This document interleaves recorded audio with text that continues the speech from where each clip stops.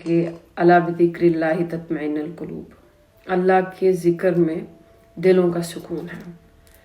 اس سکون کا کیا مطلب ہے اور اطمینان کا کیا مطلب ہے؟ یہاں پر بہت سے لوگوں کو یہ لگتا ہے کہ جو لوگ اللہ کا ذکر کرتے ہیں ان کو کوئی غم نہیں آتا، ان کی زندگی میں پریشانی نہیں آتی، ان کی زندگی میں حادثات نہیں ہوتے، ان کو ٹینشنز نہیں آتی۔ یہ بہت ہی غلط انٹرپریٹیشن ہے اس آیت کی۔ ایسا ممکن ہی نہیں ہے کہ انسان مومن ہو اور اس کو تکلیف نہ ہے، کیونکہ اللہ تعالیٰ نے انسان کا اور آزمائشوں کا تعلق ایسے ہی رکھا ہوا ہے جیسے آپ کا چولی دامن کا تعلق ہے۔ آپ جی رہے ہیں تو وہ عمران خان والا ڈائلاگ ہے کہ آپ سکون صرف قبر میں ہی حاصل کر سکتے ہیں، وہ بھی تب جب آپ نے نیک اعمال کیے ہوں، ادروائز آپ کسی نہ کسی آزمائش میں، تکلیف میں، کبھی آپ کا کوئی فوت ہو جائے گا، کبھی آپ کا کوئی نقصان ہو جائے گا، کبھی اولاد کا نقصان، کبھی مال کا نقصان، کبھی جان کا، کچھ نہ کچھ آپ کی زندگی میں چلتا رہے گا۔ پھر اطمینان کس طرح کا یہاں پر اللہ تعالیٰ ذکر کر رہے ہیں؟ اطمینان کہتے ہیں کہ جب کوئی انسان، یہ میری بات صرف انہی لوگوں کو سمجھ میں آئے گی جو اس سے گزر چکے ہیں، کیونکہ جنہوں نے یہ چیز ایکسپیرینس نہیں کی ہے وہ اس کو اپنے دماغ میں زیوم کر ہی نہیں سکتے۔ اطمینان اس چیز کو کہتے ہیں کہ جب میں چھوٹی تھی تو آلموسٹ 2 سال کا میرا بھائی پانی میں ڈوب کے فوت ہو جاتا ہے، اور میں نے اس کو مطلب کہ پانی میں ڈوبا ہوا دیکھا، اور اس کی ڈیتھ کے بعد ایک محفل میں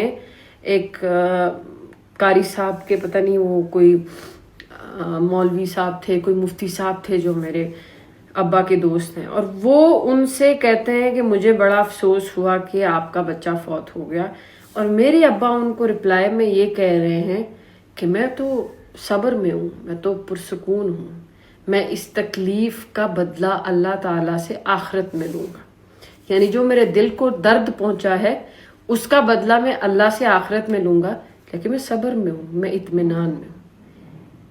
اس کو کہتے ہیں دل کا اطمینان۔ یہ اطمینان اللہ تعالیٰ آپ کو تب دیتے ہیں جب آپ کا اللہ کے ذکر سے مراد اللہ کی یاد ہے، تسبیح نہیں ہے۔ اگر کسی انسان کو یہ لگتا ہے کہ آپ صبح دوپہر شام 3 ٹائم استغفار کی اور فلاں فلاں فلاں فلاں تسبیح کرتے ہیں تو تسبیح آپ کے دل پر اثر نہیں ڈالتی ہے۔ ذکر کہتے ہیں یاد یہ ہے کہ اگر آپ تنہا بیٹھے ہیں یا محفل میں بیٹھے ہیں، آپ کا دل اور دماغ اللہ تعالیٰ کو یاد کر رہا ہے۔ آپ تسبیحات کریں، لیکن تسبیح میں آپ کہہ کیا رہے ہیں آپ کو پتا ہو۔ اب بہت سے لوگ ہیں ساری زندگی درود کی تسبیح کرتے ہیں، انہیں پتہ ہی نہیں درود کیا ہے، ساری زندگی استغفار کی تسبیح کرتے ہیں، لیکن وہ ایکوریٹ مطلب ہی نہیں جانتے کہ میں کہہ کیا رہا ہوں اللہ تعالیٰ سے۔ نماز پڑھ رہے ہوتے ہیں لیکن یہ نہیں جانتے کہ ہم نماز میں کہہ کیا رہے ہیں اللہ سے۔ تو ذکر کا مطلب ہے یاد۔ کوئی کسی کو آپ نے اتنا محبوب کر لیا، محبت اتنی ہو گئی کہ وہ آپ کو یاد رہ گیا،